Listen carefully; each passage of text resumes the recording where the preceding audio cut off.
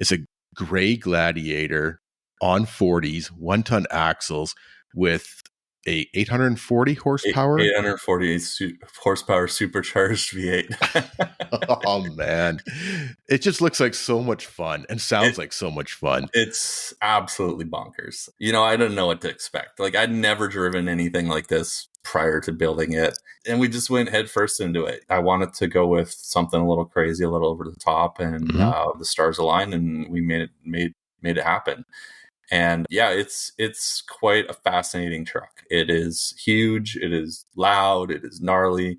It's like driving a trophy truck around town. Warning. The 4x4 Canada podcast contains discussion about exploring mountains, camping beside lakes, and enjoying the outdoors. Guests also talk about jumping race trucks side by side, racing 1,000 horsepower rigs across mud pits, and jumping monster trucks over stacks of buses. None of this is for the faint of heart. The 4x4 Canada podcast is not responsible for bringing out your inner adrenaline junkie or making you want to get out there and explore the back roads from coast to coast. The 4x4 Canada podcast is not responsible for broken parts due to jumping your vehicle, hitting mud holes too hard, crossing deep streams, and doing other dumb shit. However, we will take credit for inspiring you to explore mountaintops, spend quality time outdoors with your friends, or meeting new like-minded people, and most importantly of all, following your dreams. Welcome to the 4x4 Canada podcast. I'm your host, Wes, and I am without Trisha tonight. Unfortunately, she's working. She's got a different shift than I do. But tonight, I am here with Casey250, 250, 249 plus 1. First of all, Casey, welcome to the 4x4 Canada podcast. Thank you for having me. Finally, we sync up. I know. We've been working. And you were trying to track me down in the spring, which is like my worst time ever for available time. It was funny. Like, oh, no, I'm going to the Easter Jeep Safari. Oh, no, I'm going to this. Oh, no, I'm going off to Rubicon. And I'm like, okay, well, we'll hook up eventually. So yeah, March to August, September is super challenging. Yeah. It's where I do a lot of the travel. But here we are. I'm glad we made it. It is what it is. So you got a YouTube channel at Casey250. I'm going to call it 250. Sometimes people call it 250. And is probably the best way to describe it. Yeah. We all know Captain Colin calls it 250. 250. Yeah, 250. It's because, so the 250 is the area code that I'm in. And everybody here says 250, right? So that's it. That's the story. 250 makes sense to me, and I knew that's where it came from, right? But I was watching a video with you and Colin from Overland, and he's like 250, and you're like, what? It's 250. Now we can make a joke about it. Yeah, exactly. So you got this YouTube channel all about Jeeps and four-wheeling and overlanding, and people can catch you on your YouTube channel as well as Instagram as Casey250. Are you on the Facebook as well too, or mostly on the ground? Yeah, I have Facebook. So primarily I post, it's a YouTube channel first and foremost. That's where I focus my time. So the most recent and relevant content will be on there. But, I do post on Instagram, try to keep people kind of looped in. And I don't really post on Facebook. I just let Instagram repost to Facebook. Right. So pretty much anything you find on Facebook is the same content as Instagram usually. Yeah. And I do see you do your little reels and stuff like that on Instagram. So yeah, it's fun. It's fun. Yeah, exactly. So you just got back from the Rubicon. I want to talk about that in a second, but I do want to mention that I really enjoy your videos. We talked a little bit off air about how you have some epic adventures and you've done some really great videos with the overlanding scene and the mountaintops and Moab and all that stuff. But I really like that you mix it up and you do product reviews, you do installs, you're actually working on your Jeep yourself. And a little bit of everything. It is, but I find that to be sometimes a little bit more interesting than just strictly wheeling shows kind of idea, right? So yeah, that's why the channel is my name, right? When I made my channel, I didn't want to kind of pigeonhole it into a specific thing, right? And we were talking a little bit off camera about I'm a car guy, right? Like I like car stuff. And so I always wanted to kind of keep the door open for different ideas and different content and let everybody know that you're watching me on the channel and what I'm doing. And that may or may not align with your interests and hobbies all the time or sometime, but I've diversified and tried different stuff over time. And I always wanted to have the ability and know that I could just make content about whatever I felt like making content on. And I didn't want it to be about, oh yeah, we got to go overlanding, or we got to have a Jeep, or we got to be working on Jeeps. It's like, well, what if I get something else? What if I buy a Bronco or a Land Rover? Or what if we buy a big truck and go camping, right? Like, it's about me and my hobbies. And that was sort of the premise for the name. And then, well, Casey was taken. So we're Casey250. Totally makes sense. I mean, that's the other thing too. I mean, 10 years down the road, you can say, I'm done with this Jeep stuff and I want to go into street rods or, whatever, right? So it's an evolution, right? And we built the Demonator. That's not exactly like the Overland rig for everybody, but it's a lot of fun, right? It was building a Jeep. I mean, there's no other way I could ever have that experience without YouTube, That's what I make YouTube videos for, is to open up the door. Let's talk about that Demonator. I have to admit, I'm absolutely in love with it. It's a Gladiator. Just for the listeners that may have not seen this thing, it's a gray Gladiator on 40's, 1-ton axles with a 840 horsepower. 840 horsepower supercharged V8. Oh man, it just looks like so much fun and sounds like so much fun. It's absolutely bonkers. I didn't know what to expect. Like, I'd never driven anything like this prior to building it. And when White Rock Dodge and Epic put together the partnership with America's Most Wanted 4x4, I was like, we got to do this. Like, this would be awesome. So, and we just went head first into it. I wanted to go with something a little crazy, a little over the top, and the stars aligned, and we made it happen. And yeah, it's quite a fascinating truck. It is huge. It is loud. It is gnarly. It's like driving a trophy truck around town. It's funny. I'm so in love. I mean, you got wheel travel, you got 40's, you got 840 horsepower. Like, it's just, I don't know if you listened to the episode of Sean a month or two ago, and we were talking about fuel mileage because he's running the V8 on his too. And I'm like, you guys got to be dying with the fuel mileage. And he said it wasn't that bad. Well, he said it wasn't as bad as what you would think, right? Yeah, honestly, it's the worst part is on the trail. They really take a hit on the fuel economy on the trail. And, you don't go buying and building a V8 Jeep with fuel economy in mind. So you got to just say it is what it is. That's what I expected. But on the trail, it's not great. It's probably about half the range of the EcoDiesel. But on the highway, it's not as bad as I thought it was going to be. And it really just comes down to how fast you're traveling. When you get into the States and you're traveling on the interstates, you're doing whatever it is, 75 to 85 miles an hour. So you're cruising at like 120 to 140. Any Jeep, and everybody that I talked to in Moab that drove down here had pretty similar fuel economy on like 38s and 39-inch tires, right? And we're on 40s. So it was getting about 12 mpg, which I think was, I can't remember 18 or 20 liters per 100 kilometers.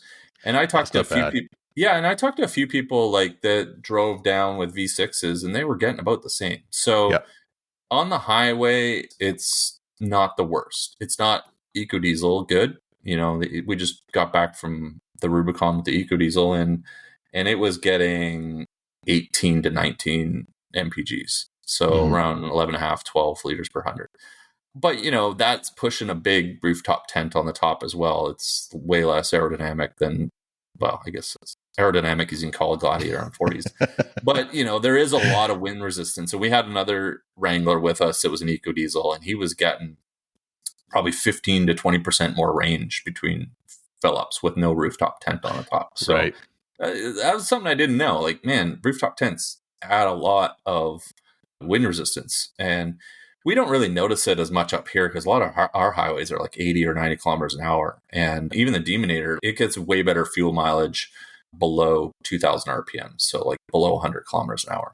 Yeah. But we don't notice it as much with wind resistance, with rooftop tents, and how unaerodynamic the Jeeps are under 100 kilometers an hour, I find. But when you get down in the States, man, and you're clipping along on the freeways, it makes a big difference. Big difference. And that's one thing, like on my Tacoma, my rooftop tent is cab height, right? Yeah. So, and that was one of the reasons. Every little bit helps in regards to field accommodate. Plus, I could carry my kayaks and that. But I see some people with rooftop tents, and they're like a foot and a half above the cab, and it's like, it doesn't really need to be that high. It must be, yeah. And on the Gladiators, it must be taking a hit on fuel mileage. And probably the guys that are running them around here don't notice it, but you go on a big road trip in the US where you're doing 1,000 or 1,500 kilometers at 140 kilometers an hour, you will notice much more frequent fuel stops.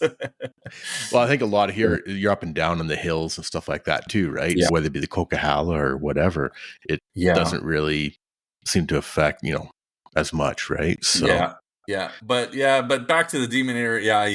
It's definitely not great on fuel. It's not for me. I can't speak to Sean, but for my build, it's not the rig to take everywhere, right? It's definitely the rig to take on select trips, and that's why I took the EcoDiesel down to the Rubicon. I don't want to be putting 1 million kilometers on this high performance drag race engine, and then I also don't want to be spending 3 times the fuel cost to do big trips like that. So that's kind of how I justify having both still. That's how you sell it to the wife, right? It's all for business, right? YouTube. Yeah, exactly. Right off.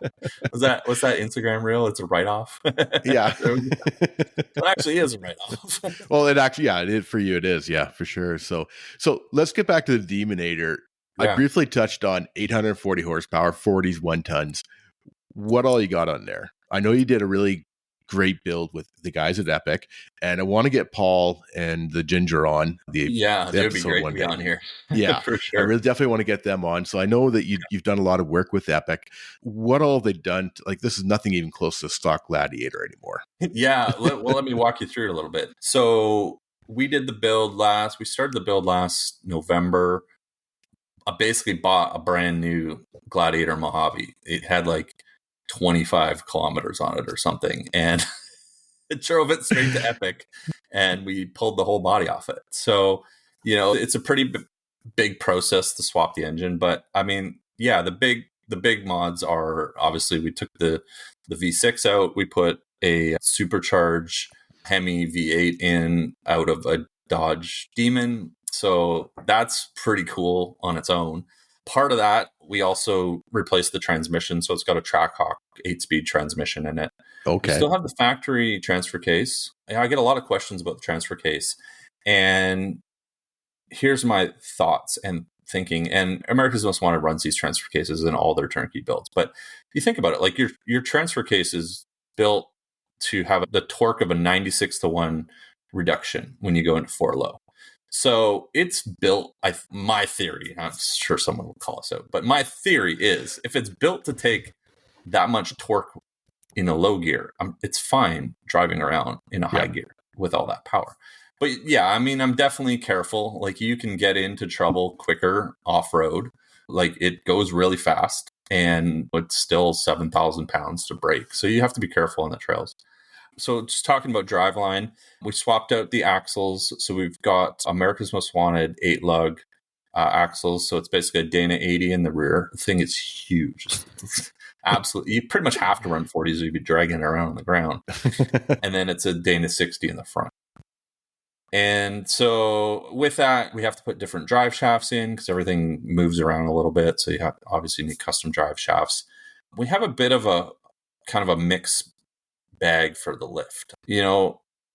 Here's the thing, America's Most Wanted puts together turnkey builds, and that's what White Rock Dodge and Epic are building and selling. And so they kind of have a parts list. So you go with this, and this is what we build, and this is what we warranty, and this all works together. But I get my hands on it. I'm like, well, I gotta try something new. We can't do what everybody else is doing. That's kind of that's a little boring. Bit plain. Yeah, that's boring. We just buy a stock Jeep if we want to do that. So I wanted to put my spin on things and try some stuff out.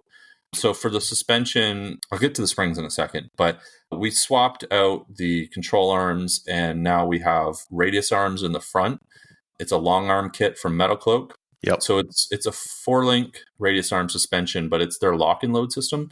which is really neat because one of the connection points on the radius arm actually has a spring and a nut, and you can back the nut forward. Anyways, you can press the spring and it releases the tension on one connection point, because the problem with radius arms is when you flex, they bind a lot quicker than a 4-link suspension.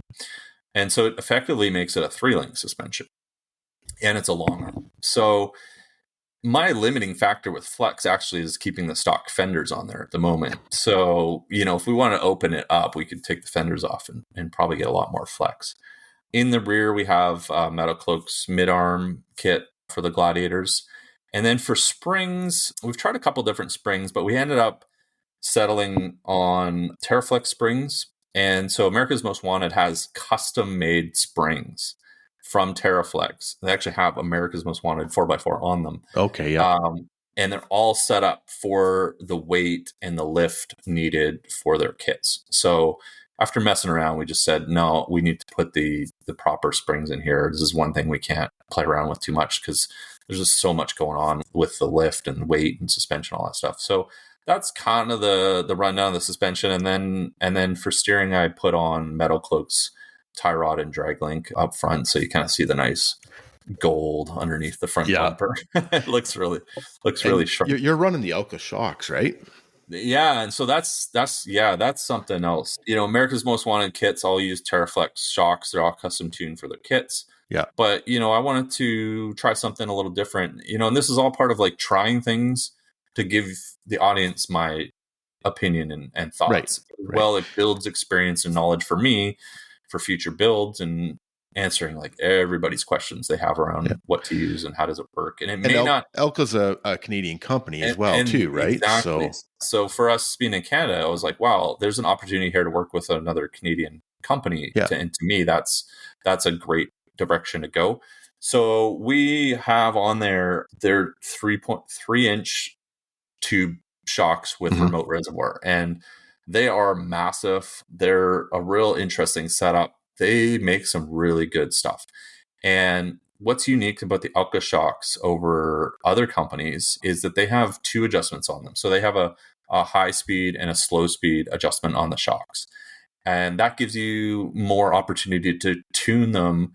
And we can tune their responsiveness in different situations more than with just a single one dampening rate adjustment. So we can tune out, like we can make them very firm for a slow speed. So let's say braking, we can tune out nosedive, or we can tune out body roll going around a corner by making them stiff, but we're not losing the comfort and smoothness on a bumpy forestry road. So we can make the high speed. So when you're going over something like really quickly, we can make it softer.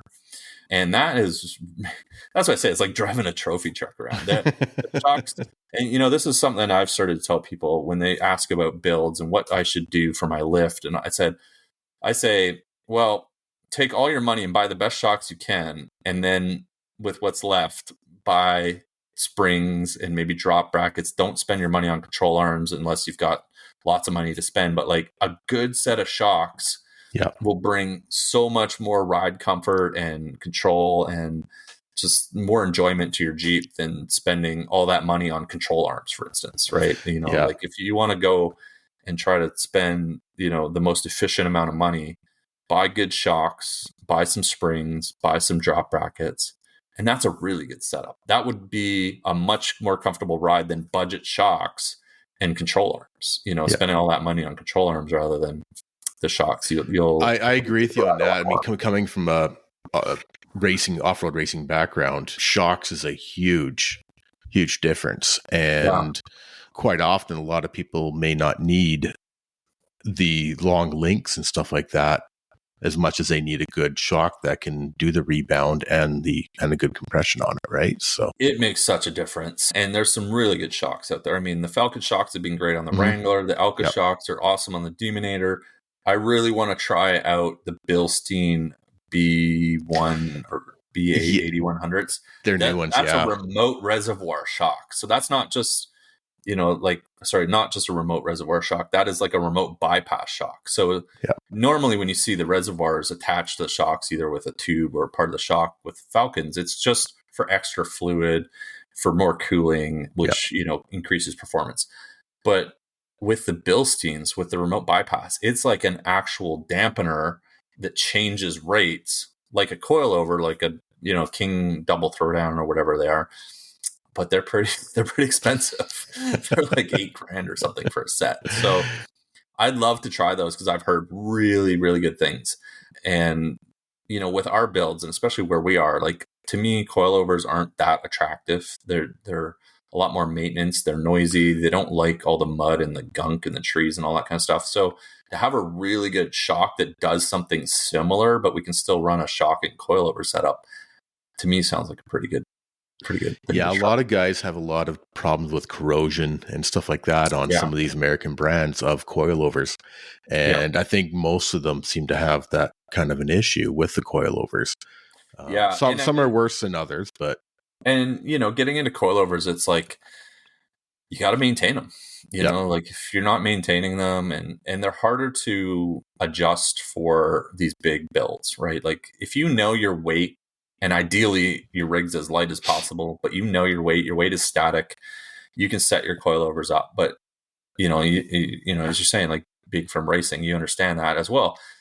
When you have shifting weight and you're carrying around extra fuel or extra water, or your tools are in and out of the, like my Jeep can sway 500 pounds in the back. It's just a really difficult setup to run with coilovers and be able to have that change.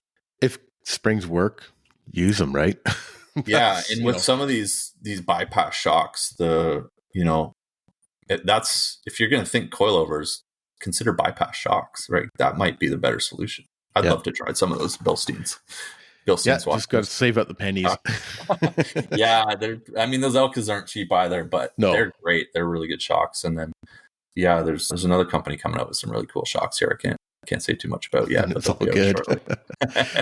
Cool. Yeah, I do like the fact that Elka is Canadian, and it is another company, another group of people I want to get on board here, and I'm saving my pennies for some Elkas for the Tacoma. And they have a whole Jeep lineup, and you don't have to get the 3-inch mega shocks either. They have smaller ones. And I was going to say 3-inch is pretty big, and that takes up a lot of space too. Yeah, they're honestly on the front they're a little bit too big, depending on what springs you're running, right? So if your springs start to bow a little bit, your shocks can touch the springs. And we had that happening a little bit with some of the other springs in there. So it definitely cuts down on the tolerance and what you can run. But they've got a good 2.5 inch. And exactly. That's what I would recommend. I'd recommend the 2.5s with the dual adjustment. Those would be killer on anybody's rig. So the Demonator. But before that, you had your... We should go through the rest of it, Yeah, let's go through the rest of it, and then we'll hop into your EcoDiesel. So we covered shocks, steering. In the back, we've got a decked system that I'm using for all the security and gear and tools. We changed the rear bumper to metal cloaks, high clearance off-road bumper, which is really nice. I really like that bumper. And then I've got an adventure rack system on the bed that's holding my rooftop tent. And then we've done a bunch of lights. So we've got Baja Design lights all over it, which I think are just, they're really good quality lights and they look good. And also they have nice covers. This is a huge issue with a lot of companies.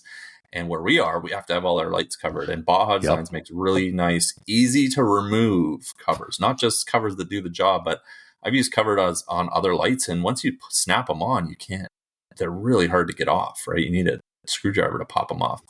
But I love the Baja Designs, all their lights. Everything just feels really well made, looks really well made. They use universal connectors, and you can build your own connectors and all that kind of stuff if you want.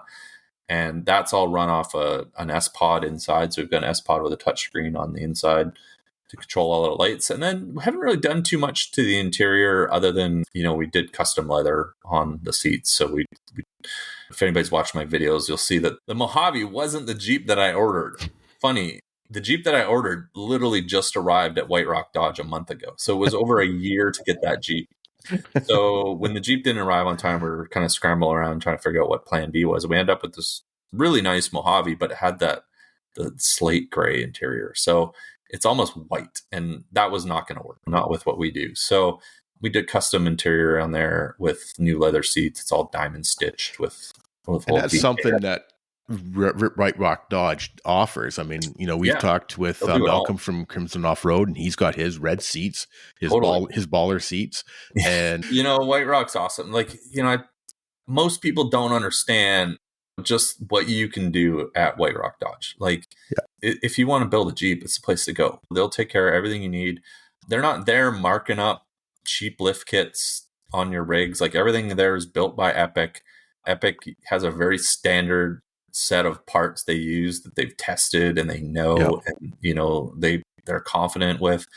And you can get everything built and bought through White Rock Dodge. It's not that just sit here and plug them, but Well, it's not like any dealership I've ever seen. And exactly. Rich is the GM there. He's super awesome, and he's a car guy. He probably had more fun building the Demonator than I did.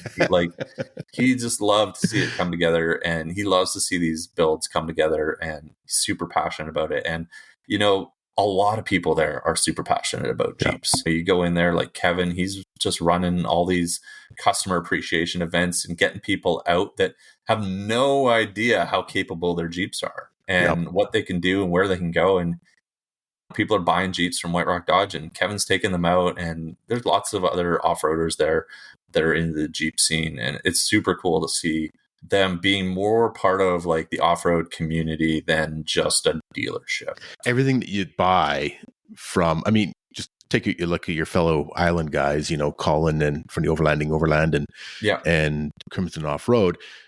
They just picked up their Jeeps. Everything that they've done is covered under warranty and is rolled into one finance package and one payment, and boom, done to go. Like, it just makes sense. It alleviates a lot of that build pressure if you want to get a few extras out of the gate, and you put that all part of your package. And White Rock Dodge is super fair with everything, and that Epic's building it, and Epic is like the place to get your Jeeps built. They do awesome work, and they know all the parts that they use really well and are confident with them. It's not anything that's just untested or right.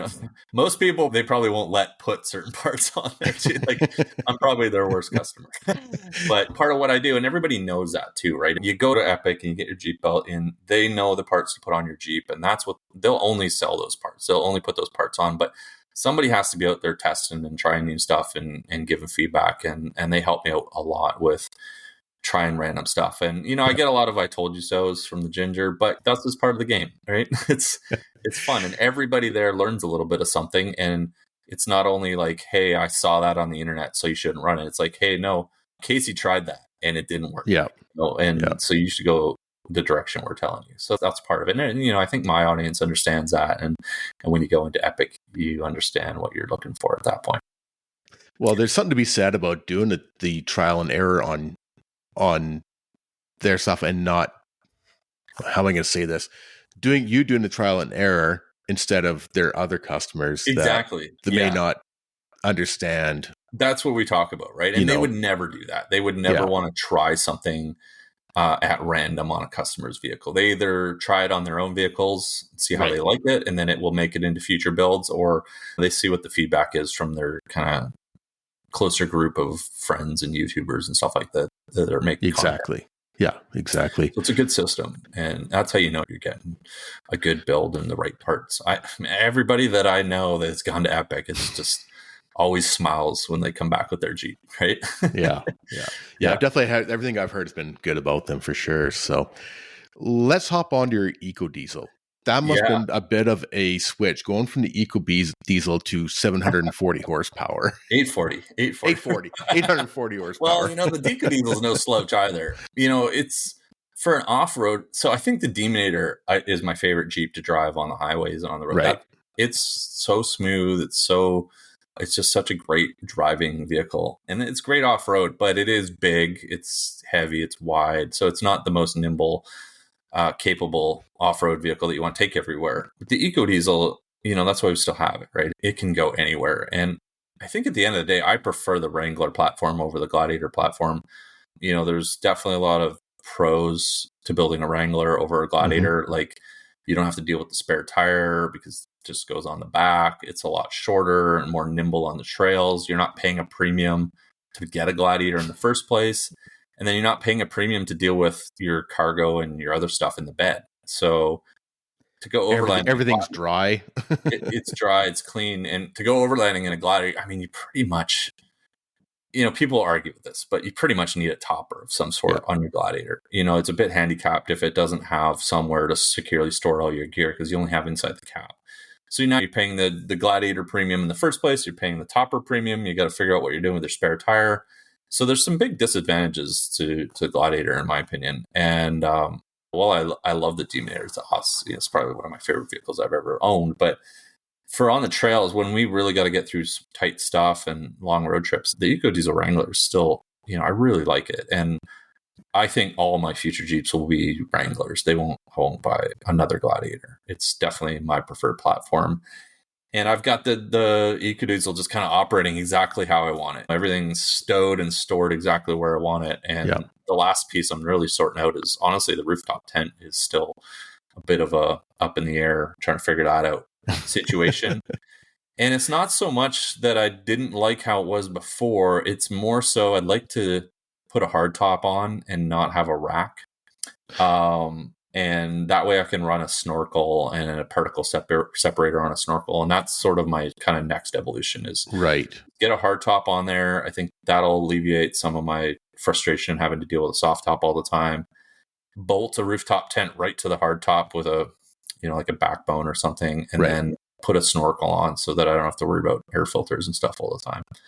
But yeah, with the Wrangler, we've kept the EcoDiesel. I kind of wasn't sure what direction I was going to go after building the Demonator, and I didn't want to get rid of my Wrangler that's pretty much set up exactly how I want. So I'm kind of glad I did, because it's nice to have the option to take either vehicle depending on what the trip is. If it's a bit of lighter off-roading, some exploration, maybe up to top of Mount Peak, the Gladiator is fun to take. It's a lot of fun to go for a rip. But if we got to get into the tight trails, or like we just went to the Rubicon trail, I need something that's a little bit more nimble and maneuverable, and I don't have to worry about fuel as much. And to me, the Wrangler is a better platform for that. It's nice not having the long wheelbase, and it's nice having the spare tire on the back. So that's why I've kept it, and that's why I think I'll continue to build Wranglers as my main vehicle. But we can talk about mods on it if you want. Sure. I mean, you've got a long list. I know you're a huge fan of Metal Cloak, and I've seen your video where you were down at the factory, I believe. Yeah. And I know you've got Metal Cloak all underneath the white one, and you've got a bunch of Metal Cloak on the... Some of it. It's actually a bit of a mix. So because I kind of built that one before I met a lot of my friends at Metal Cloak. And just the reason... Let me circle back to Metal Cloak for a second. And, we were having this conversation several times over the course of our trip, because we went out with my friend Mike, he works at Metal Cloak, and he took us and helped us a lot on the Rubicon. It was super awesome. And the thing with that company, with Metal Cloak, is like they're just like a big family of off-roaders and enthusiasts. It's not like any other company that I've come across, and I think that it's really important, not just for Metal Cloak, but for any company, like for us to support the companies that are out supporting off-roaders and us content creators that are making the content for everybody that wants to watch this type of content. I think it's super important to support those companies. And Metal Cloak, they're very much like the Epics and the White Rock Dodges up here, in that everybody's super involved with off-roading. They're really passionate. There's lots of people at that company that are family and know each other for decades.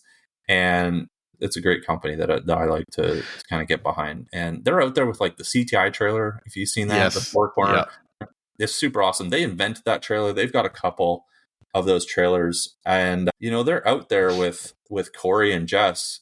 That's their job, like to drive around and just test people's rigs.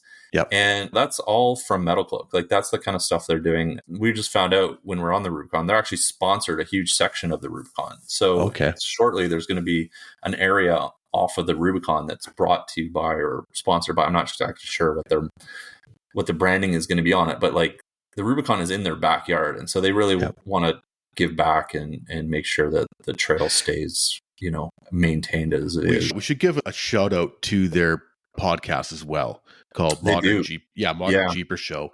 And It is a good show. It's pretty laid back. I don't know if it's the owner that is sort of the host on it. So it's Mattson is the VP of sales. And Okay. I think he's part owner of the company. I'm not Yeah, sure. and then the people that are on the road with the trailer as well. And Corey and Jess. Yeah, Corey and Jess. And on one of the last episodes, they were talking about, they actually mentioned that you were going down to Rubicon, but they were talking about one of the expos coming up, and I think it was the Off-Road Expo or something. And they're like, we're going to grab 2 of our employees' vehicles. We're going to put that in there. And it sounds the way they're talking, it's like pretty much everybody there has got a Jeep. And everybody's a wheeler. And it's just like you say, one big wheeling family, right? So.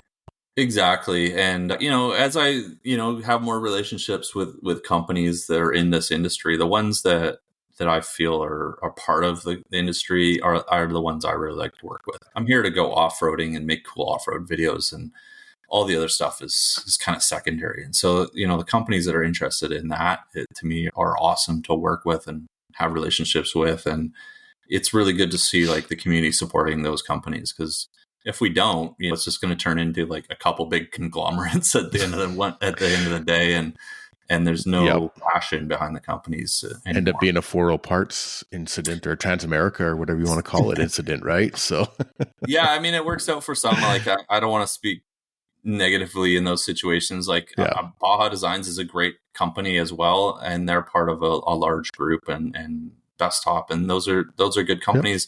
But, there's definitely a lot of examples out there where companies aren't part of the community and just out to put the cheapest product on the market and make a buck. And I don't really feel good getting behind companies like that. I agree with you 100% on that. I mean, and that's with the companies that we've been interviewing on the 4x4 Canada podcast. It's been companies that actually use their products. So, I mean, whether Crave in Calgary or Red Bear Outdoors in Toronto, these guys are out there. They take a look at Red Bear Outdoors. They've done Tactic. They've traveled all around the States. They're out there using their products. And I agree 100%. It's those people you want to support.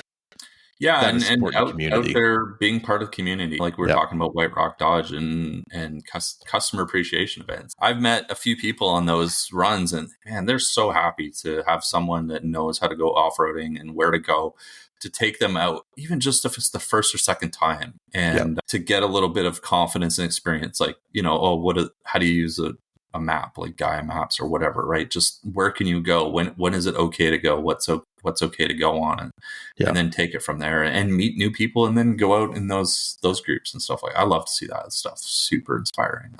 And you might even see a Pinghauser roll over. The Volvo C3. The Volvo, that's what it was. Yeah. That thing is something. Holy smokes. When I drove that was wild. So you got to go back in Casey's videos to see the Volvo on the side. Yeah, I'm trying to get behind the wheel of Ryan's new Toyota that he bought, but we need to just connect up. But back to the Eco. We haven't. Yeah, let's get back to the EcoDiesel. There's so many good tangents here. But yeah, I mean, the EcoDiesels, it's really happy the way it's built. And we did the suspension. It's all Terraflex suspension. They make great products as well. They've held up really well in all our conditions and many snow trips and salt and all that kind of stuff. We're still playing with the springs. I'm on my 3rd set of springs with it right now. We've got some Clayton Overland springs in there, but when you start playing around, you start running into like incompatibility issues. So we've got a bit of incompatibility with bump stops and springs still going on. And that's just kind of goes back to, when you go to Epic, it's like, well, you're not piecing together a lift. They know what works with A, B, and C too. So when you start messing around, you run into not everything works together issues. We've got the Falcon 3.3 shocks on there, which have been really good. Actually, tomorrow's video, we had to replace the rear bushings, the bushings in the rear shocks because they were worn out. Like, actually wore out the bushings from off-roading. Well, it's better than wearing out the shock. I've had them on since day one. They had like 55,000 kilometers on them. So they still, the rest of the shock is totally fine. What else we got on there? We've got metal cloaks, undercloak armor. So all the gold skid plates underneath, which really took a lot of love on the Rubicon, which was interesting. And I still kept the factory fenders on there. I really like the factory look of the JLs and the GTs. Like, that is something you'll see like on my builds so far. is that I keep the factory fenders on there. I don't want to lose that sort of look that Jeep is creating. And that also goes to the front bumper as well. Both of my Jeeps have the factory front bumper on them. And we just take the end caps off them and put a Warn winch kit in them and put a Warn winch on them. And, I like it. I think it keeps the image that Jeep is currently trying to make. Because to me, and this is all personal preference. Like anybody can build a Jeep however they want. It's totally cool. But to me, it's like, well, if I start throwing a steel bumper on there and chopping the fenders, it looks like every other Jeep for the last 20 years at some point, right? Like there's only so many steel bumpers or aluminum bumpers you can build in so many ways. So I like to kind of keep that factory look in the front end, factory grille, factory fenders, the new headlights in the factory. No Angry Birds grill? Never see that on my build. But if that's your thing, each to their own, right? Each to their own. So I love this topic came up when we were on the Rubicon. We were talking about Florida because my friend Ryan Utah, who was on the trip with us, he's from Florida, and he was talking about the builds in Florida are not like the builds you see on the West Coast, right? It's totally different flavor. Those I'm not going to say across the board those Jeeps don't go off-roading, but those Jeeps generally don't go off-roading. They're built with stereos and big rims and low-profile tires and, no doors, and just to haul your boat to the water or, just that's how you want to build your Jeep. Yep. Totally different flavor. But, out here, that's just not our jam. But it's interesting. I love it all. I love how customizable Jeeps are. There's no other vehicle that you can build like a Jeep. It's funny. I hear people making fun of so-called mall crawlers or whatever you want to call them. But I mean, if that's what the person wants to build their vehicle to be like, then so be it. Why does it matter to you? Yeah, exactly. Right? Like it's not affecting you at all. So you've got the gray one, the Demonator. You got the white one, the EcoDiesel. You've got a red one. Yeah. Are you going for a different Jeep each day of the week, or what's going on? It's a here? Jeep for every purpose. So I've still got, if it wasn't for YouTube, I wouldn't have any of these Jeeps. It's really, it's about the tools for the different jobs. And, I appreciate everybody that supports all the videos and the content and watches the videos and subscribes and all that stuff, because it makes this happen. But, I keep 3 Jeeps. I probably only need 2, but, the Demonator was a lot of fun. So we got to have something that's kind of crazy. I have to give a shout out to Trisha, my co-host, who couldn't make it tonight. She has a red Jeep with the fastback. So I sent her a screenshot of yours today, of your red one. And just to piss her off, because I know she would have been all over this interview. Obviously, she's a Jeep fan, but the fact that you've got a red Jeep like hers with a slant back, it just would have sent her over. So, oh man, sorry, Trisha. You can see it on Instagram. There you go. So we still got the JK. I mean, the JK was really what built the channel. We started out with that Jeep. It's my first Jeep. I've had that for almost 8 years now. I've just got so much time into it and so many things. What am I going to, I can't just sell it. I'd be giving it away. And there's just no need to sell it. And it's just been kind of sitting there because I just haven't had the time to do some of the work on it that I need to get done. And I've just been so busy making other videos, but it always has like a use, and it doesn't owe me anything. So I don't see the point in selling it. I've got it stored in the garage, and then every now and then I take it out and we go wheeling and we make some island wheeling video that I can't take the other Jeeps on. And, the last 2 or 3 times I took it out, they're just huge videos. People just love to see it out there in the swamps and between the trees and all that kind of crap. So, I just keep it around and make a couple videos a year if I can with it, and get it out wheeling on the island here, because there's not a lot of spaces I can take the other Jeeps on the island. I got to leave the island to go anywhere. Well, your daughter will be 16 pretty quick. But I want to work on it more. It has a few issues that I want to get resolved, but I want to work on it. I want to try to find some more time to work on it. And, I just keep it around for, long and short, a rainy day, it's just literally a rainy day to go wheeling, because that's the best videos. It's all paid off, right? So, I mean, it doesn't, like say, you don't owe it anything. It doesn't owe you anything. Yeah. I bought that Jeep for probably less than the wheels and tires on the Demonator. So, it's got lots of mods. It's fun to play with. And, I think there's a lack of JK content being generated on YouTube. So I'm really trying to figure out, where I can get the time to work on it, because people like to see the JK mod videos, and not everybody has a new Jeep. Not everybody's, out buying brand new JLs and JTs. And when I talk to companies, a lot of them say like their biggest market is the JK market still. So to me, that says there's a lot of people that want to watch that content as well. And I just got to figure out where I can find some cycles to start wrenching on it. But I got a couple things out of the way. We got the roof done, which was big because the old roof was all torn up and leaking. We fixed the wheel bearing on it, and somewhere along the line, I completely killed the battery. So I got to figure out how to revive the battery so I can start it. And I got to drop it off at my buddy's house to just get him to kind of go through some of the stuff that wouldn't be very interesting to make a video about. Right. Get it ready to go do some wheeling. Because I really, really want to make like 2 or 3 videos at least over the winter here on the island with that Jeep. Yeah. That's the goal, because it's built, it's capable for everything. Well, like I was saying off air, that's one of the things I like about some of your videos is doing different stuff. It's not all just wheeling and stuff like that. And like I mentioned, you can make an oil change interesting. So, the title. Exactly. That's true too.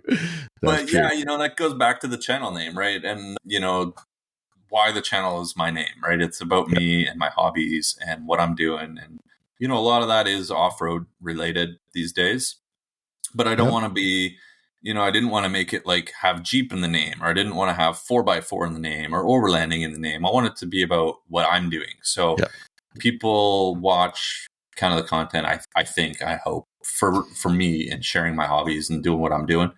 And, if we transition to different stuff, then the channel's still kind of about me doing that kind of stuff. And I've got lots of ideas for the future. Not everything is about Jeeps. It's always about getting outdoors, doing that kind of stuff, and vehicles. Like, I'm a car guy. I love working on stuff and modding and making it my own. So that's always going to be a core of the channel. But, I've kicked around the idea of what if we do like a full size build, do a full size with an off-road camper that gives me more range and more duration out on the trail or out exploring. It's really hard to drive to, northern BC and go camping in a rooftop tent for 14 days straight.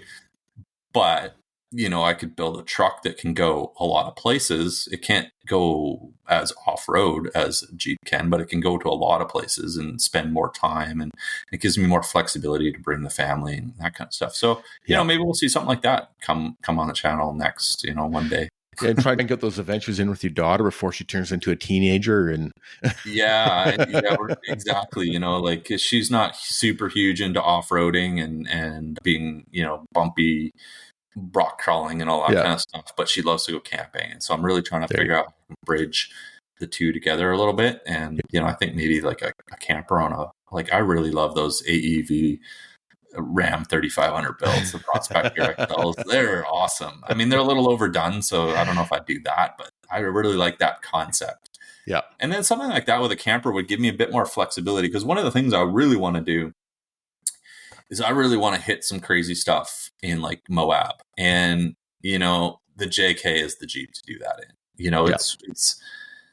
It's not easy wheeling, $100,000 or $200,000 Jeep on some sketchy obstacles. And so, to have a full-size truck that's, diesel with a camper that I can throw a trailer behind and tow one of my Jeeps somewhere and not have any stress about breaking the Jeep and getting home, I think would be awesome. I think that'd be a lot of fun.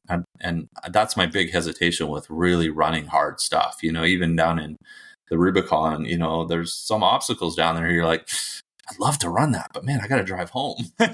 So, these are the kind of things I'm thinking about for the future and what could come next on the channel, and that still interest me, but aren't super Jeep related. And that kind of goes back to the channel, right? And I like to review stuff. I really like to look at something and assess it and evaluate it and provide my opinion and perspective. And it helps people make buying decisions. I hate to see people buy the wrong thing. And it doesn't necessarily mean that this thing is the wrong thing. It just may be the wrong thing for you. So a lot of the information is about how can I convey to you whether or not this is the right fit for you. And that's usually the goal. Exactly. One thing I have noticed is that you're not afraid to say if something's not. Say you're not afraid to say something's crap or not. Brutal crap honest reviews are my favorites. They are brutally honest reviews, and that's why I can believe something that you're saying, because you say, hey, this doesn't work out great, but it's great in this application. Whereas you get some of the other YouTubers on there that they've been, given a product, or they're being paid for it or whatever, and they'll just say what they have to say. And and some stuff, like, I know you buy some of your stuff and that, but you're brutally honest about it. And I would tend to believe you more than some of the other people out there. I appreciate that. Yeah. My philosophy is it's a bit complex, but I like to break content into kind of two categories. Either it's a feature where, I haven't spent a lot of time with something, but I still feel like there's a lot of value to add to show you guys, to walk you through it. But I really try to keep my opinion out of it. Like, it's hard to have an opinion if I haven't tried something and given it a go. But that tends to favor, in this industry, there's a lot of sponsorship, a lot of people that want to send you products to get on the channel to generate revenue. And so there's a lot of opportunities for me to make content that if I were to buy everything, I just wouldn't have the budget to make all that content. So I do have people send me products to get on the channel to make content with. And I really don't ever want to provide an opinion in those situations. Really, I want to stick to, here's the details, here's the information, here's some things to think about if you're in the market for this, and where it would work and where it might not be ideal. But by no means am I giving this a green light or a red light. And so I do continue to have those situations because it allows me to just give more information out to everybody. I can't buy everything. It's impossible. But then there's reviews, and I've spent, I don't know how much money on products, just have to talk to my accountant. And when I buy something, like, it's getting a review. It's going to say brutally honest review in the title. It's going to be what I really, really think about this. I've used it. I've tried it out. I've compared it to something else that I may be using. And at no time would I ever review something where somebody is paying to have a product on the channel. Like, that would just, to me, that seems not the right situation to be creating content with. But not everything has to be or can be reviews. So it's a balance of both. And that's why I'm very tight in the edits on something that's a feature. There's no opinion. If I accidentally mention opinion in the video, it's like chop.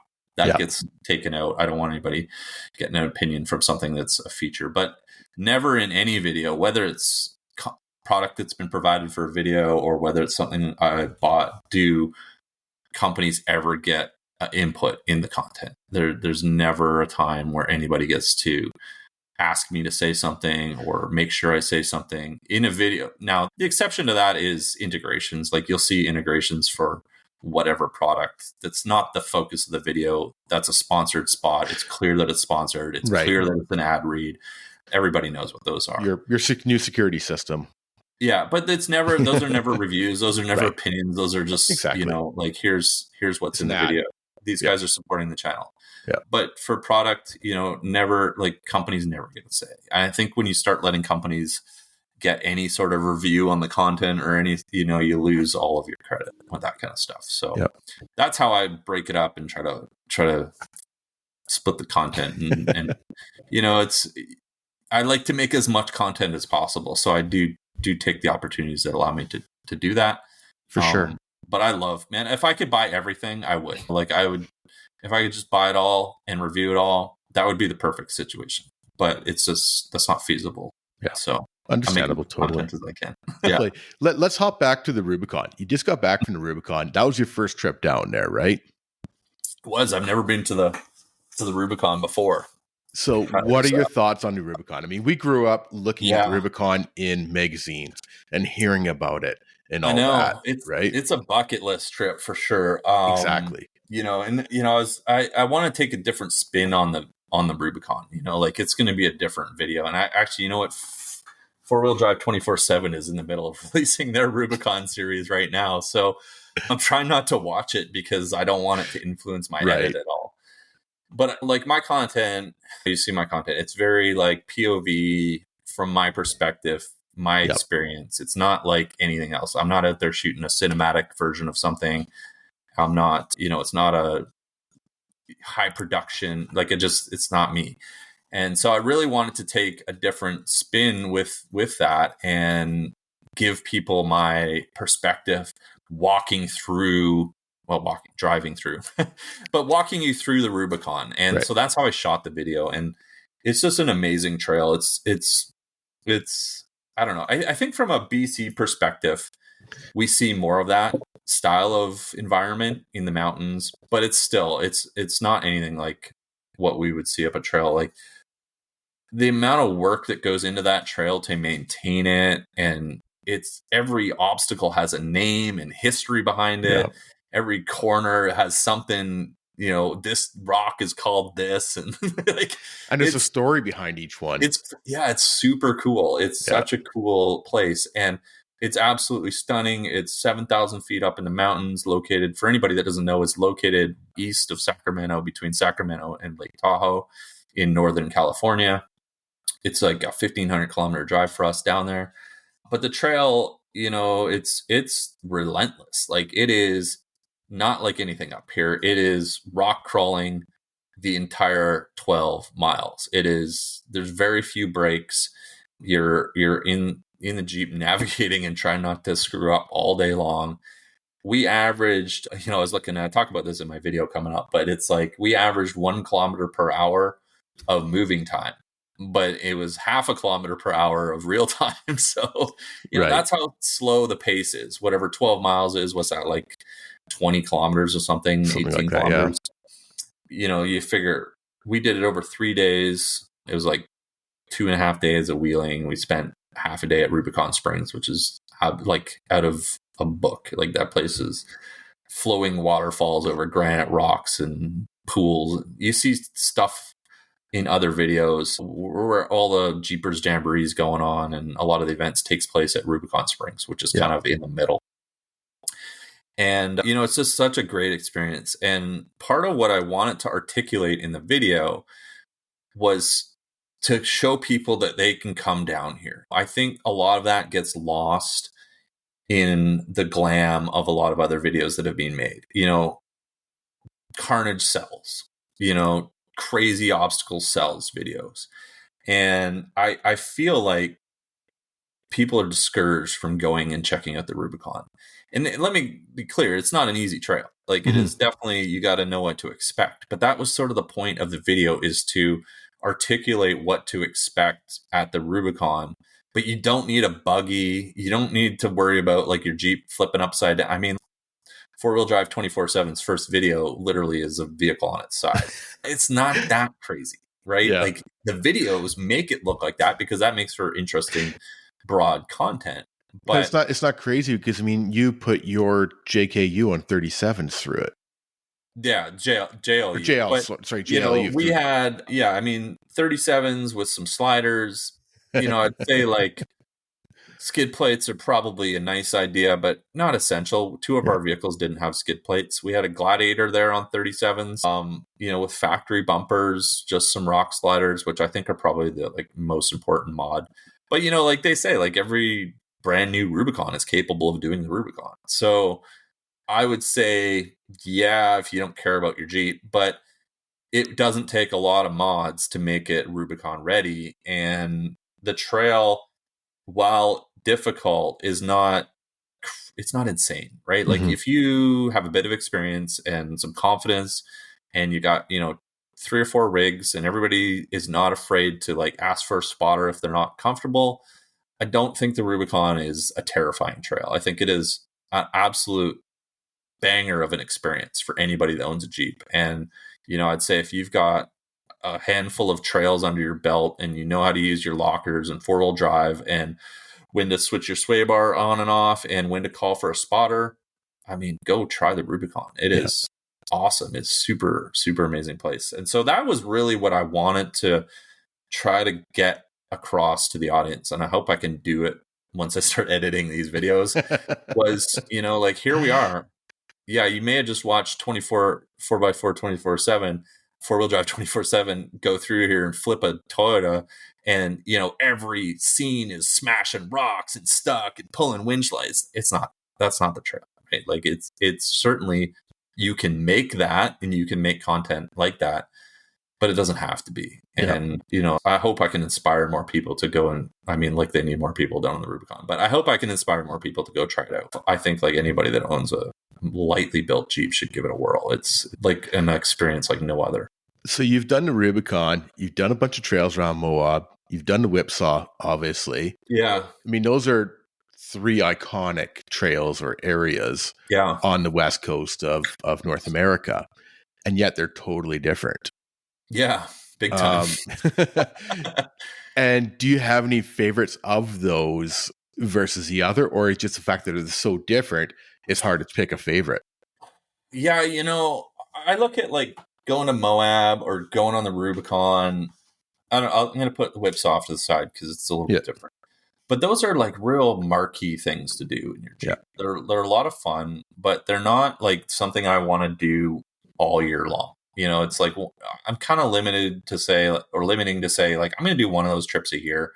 They're a lot of fun, but they're not my favorite kind of adventure. Mm-hmm. If that makes sense. Like they're super great to see. Like I think everybody should go down to Moab and check it out, or go overlanding in Utah is crazy. And there's still more places I want to see in the States and check out. But there's areas of Oregon that are super nice. The Oahe, I think I'm saying it right. The Oahe area in the southeast corner is super nice. I've been wheeling in Utah, Idaho as well. California, I've been down to Death Valley. Death Valley's I think like Death Valley was actually more my style of adventuring. But, once again, like when you get down to California, everything is super documented. It all has history. Everything is known. There's no exploring. You're kind of going to see it, not to find it. Right. Right. And I like to go out and try to find stuff. That's what I love about BC is it's like endless mining exploration, forestry roads, places that are deactivated or unused, into mountains, who knows where. And everything is like a discovery. It's like nobody's driven here in forever, or it's only a few local people, or nobody would ever take a Jeep down there or whatever. And that's, Sean spends a lot of his time doing that kind of stuff. And, he loves that stuff. And I love to try to get out when I can. The problem with BC though is, it's such a short window before the snow is here. And when the snow melts, it makes it difficult to get into a lot of places. Yeah, the snow is already coming in a few of the peaks. I've seen some reels of snow already. It's crazy. So when I talk about like I like to have one marquee trip. One rubber stamp trip per year. I think that's a lot of fun, but to me it's not the most enjoyable thing to be doing all the time. Yeah. And, there are a lot of planning, a lot of effort, a lot of expense to do those trips as well. And so the Whipsaw is much more like a combination of exploring type trails and known trails. The Whipsaw is very well known. It's not nearly as used as the trails in the States, but it gives you a good flavor of BC if you want to come up here and see what it's like to wheel in the Alpine and try a few obstacles. But like the difference between the Rubicon and the Whipsaw is like, there's some obstacles on the Whipsaw, like, tilt-a-whirl. Well, the Rubicon is like that all day. Right. That's the big totally different in that aspect. And that's what I was kind of, thinking is that we don't have while the Whipsaw may be probably one of the more famous trails in BC, it's definitely not as famous as the Rubicon for, various reasons as well. Yeah. But I was also going to say it's probably not as heavily used, but it seems to be these days. The Rubicon, I tell you, that trail is like a freeway. And it's awesome, though, because there's so many, there's like I think it's the Rubicon Foundation, they manage it. We're out there and one of the guys from the foundation is, bombing through in a buggy, and he stops and he gives everybody bandanas, and they hand out spill kits and maps and all that kind of stuff. Toiletries, like they want to maintain the trail, right? And they get a lot of people coming there. I think this might be something actually to talk about in the video, right? Is like a lot of people coming there that aren't campers, because you have to camp. Like it is not easy to complete the Rubicon in one day. It's 12 miles of, like I said, 1 kilometer an hour. So it's about 15 to 25 hours of wheeling to get through it. So you have to camp. So there's a lot of off-roaders that just aren't overlanders or aren't campers. And, they're coming out there and they're forgetting to bring fresh water. They're forgetting to bring toilet paper. There's all kinds of stuff that they're not experienced with. And so that's what we saw and had conversations on. It's like, there's a lot of effort to try to make sure people aren't messing up the trail just because they're not experienced campers as well. You don't want to go out there and see, toilet paper all over the place. And if somebody, like we saw transmission spilling oil everywhere. Like, you need to have spill kits. You want to maintain the trail. Like, it's something that we don't think about, these spill kits. I mean, how many of us actually pack a spill kit, right? Yeah, I know. Right. And, when you're on the Rubicon, it's like, it's not hard to rip open any of those thin little oil pans on the bottom of your vehicle, right? Or peel back a diff cover or something. So the frequency of it happening is much higher because of the amount of people going through there. Yeah. But at the same time, it makes for such a cool experience because it's so well maintained and there's so much going on and everything has like information about it and it's so iconic. So that's the big difference. Whipsaw Trail is like, it's very Canadian wheeling area. You're in the Alpine, it's out in the mountains and all that kind of stuff. But it's a beautiful trail for people to come up here and experience a little bit about what we get into and what we wheel without doing the pull something up on Google Maps and see if you can get there method, which is, we are so lucky in Canada. I mean, especially BC, but BC is unreal. Exactly. BC is incredible. And, we are so lucky. I mean, even southern Saskatchewan, I'm sure we could find something, but it's overall, the whole part of Canada is just beautiful coast to coast. Right. So. Yeah. And that kind of goes back to my thoughts around builds, right? Is like, how can I see more of BC? But to do that, you've got to drive a lot of places. And people don't realize how big BC is, north to south. I was looking at this the other day because Sean and Paul and Maury, they drove up to the Alaskan Arm there and went to the Salmon Glacier. And that drive is the equivalent of driving to Los Angeles. Like, it is, you don't realize it, right? And that's only like halfway up British Columbia. So it is a lot of driving and, requires a lot of time. And you don't want to spend 2 or 3 days on the road just to go to somewhere for a night or two, right? So being able to spend more time on the road is something that I've tried to figure out the right equation with builds. And it's really hard in a rooftop tent in a Jeep, especially if you want to bring your family. It's not easy. I'm going to shift gears here for a second. Yeah. The other day, I was scrolling back through some of your videos and I went way back to your first video, Jeepapalooza 2018. Oh, man.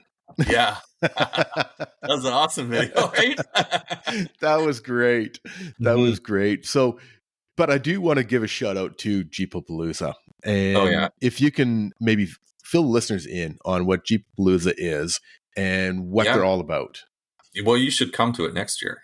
I'm hoping to. So every year on May long weekend here in Canada, what is the long weekend? It's not BC Day or Victoria Day. Anyways, it's Victoria. May long weekend for as long as I've owned a Jeep, other than during the pandemic, Jeepapalooza has been going on. And it's an island event here on Vancouver Island up in Comox, which is a charity event to raise money for BC Cancer Foundation.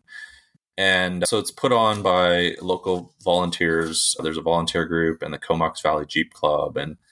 And it's, it's hard to explain what it is because it's really changing what they're trying to achieve, I think.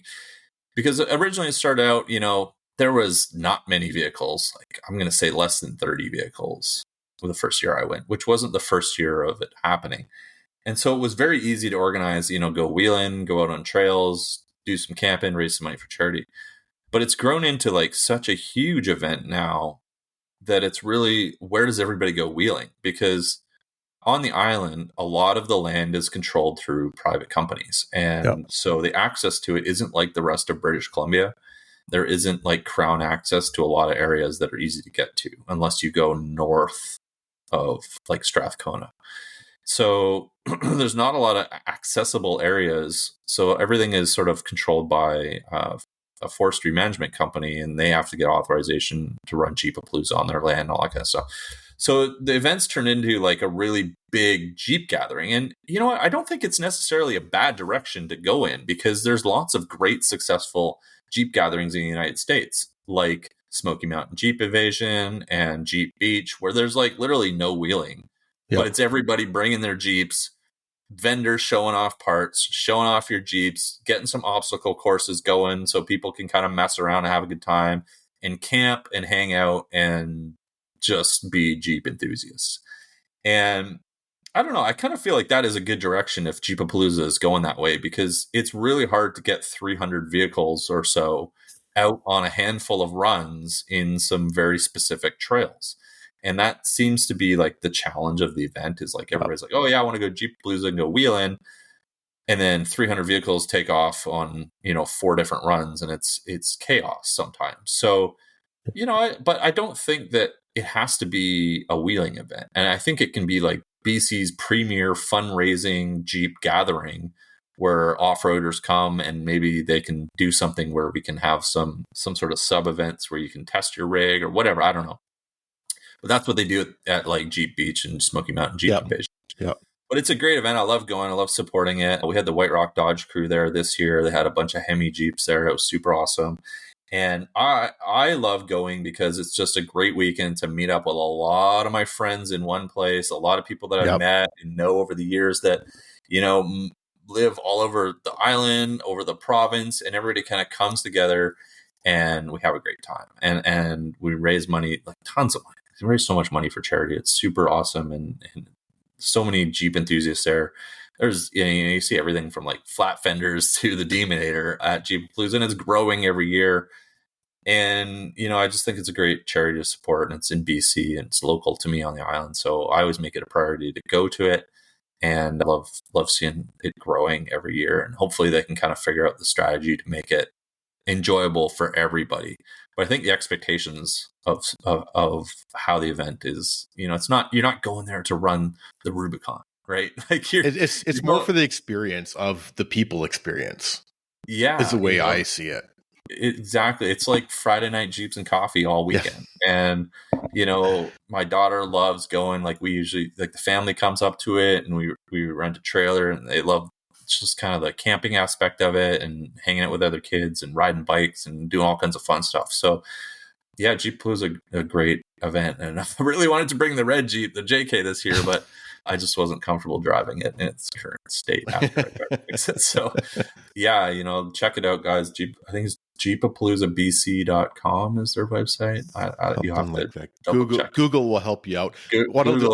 I'll throw a link in the show notes. I'll figure it out and throw in the show notes as well. I'd love to see more and more people come into that. I would love to see it so big that, they sell out instantly, and just, it's such a great charity event at that point too. It's a great cause, and I know a few people have come from the interior, so it'd be 100 Mile House or Kelowna or whatever, and there's a lot of people coming from the mainland, and it's just seems like a great event for Jeepers to gather, and they're really figuring it out. And I think like the growth has been challenging to manage, and everybody's doing it part-time, volunteer. Like this isn't a company, right? This is a bunch of people that are interested in wheeling and raising money. So got to give them some leeway and as they evolve the event. And it's, new location. This is the second year at this location, and, they're trying to figure out capacity. It's just, it'll sort itself out. It's hard to compare it to events that have been going on for 25 years down in the States. Growing pains, right? It's just growing pains. Those are Broncos or whatever. It's, off-road enthusiasts. It's just called. Yeah, they opened it up to Jeeps 1 or 2 years, or to other vehicles 1 or 2 years ago, I think. So yeah, John brings his 4Runner, and we all make fun of him, and he has a great time. Nice. Going back to some of your older videos again, it was so funny when I come across one, and you're so excited to have 500 subscribers. Understandable, yes, but now you're up over 65,000. Your goal, is, I saw the other day that you're looking for 100. I mean, that's the next iconic number. Yeah, the plaque would be awesome. Yeah. So definitely, everybody check out Casey250 on YouTube and subscribe. Get him up to that 100,000. Appreciate it. I know Colin from Overland, he's going for 1 million. But I know he's got some great goals. I appreciate and admire his enthusiasm. I think you'll get to 100 before he gets to his million. So, but yeah, we'll see. I mean, at the end of the day, it's like, I don't know, like subscribers. I appreciate so many people subscribing and watching the video. It's just you don't really consider it that often, right? It's just like, hey, I'm banging out videos, I'm responding to comments, I love seeing everybody watching. You don't really think about how many people are watching the videos. It's kind of crazy, and it's awesome to see so many people enjoying and wanting to see my perspective on things. It's super, super fun. I love it. I was listening to a podcast a while ago, and they were talking about numbers in the podcasting world, and they said, imagine if all those people that downloaded your podcast were in a room together. Oh, I know. Yeah. Right? So same thing as you look at your YouTube world. Imagine all those people, that have subscribed or watched a YouTube video of yours all in one room. I mean, it's kind of mind blowing when you think about it that way. Yeah, Sean and I had this conversation a little while ago talking about, if everybody that was subscribed was here, we'd have it'd be like you'd sell out a stadium, right? It's kind of crazy. And the channel just passed 11 million views on the channel. So, that's a lot of people have watched something that I made, which it's pretty cool. It's pretty cool to be there. Yeah.